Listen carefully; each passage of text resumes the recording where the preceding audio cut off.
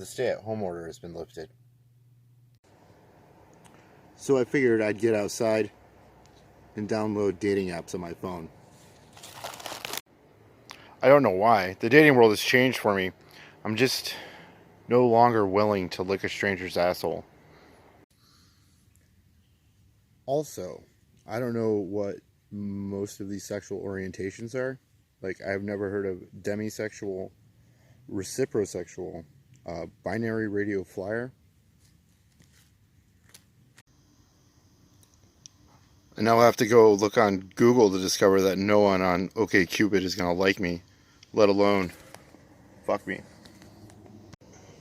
I may have made up binary radio flyer. It's a hermaphrodite with a wagon. I will get all up on the back of that wagon.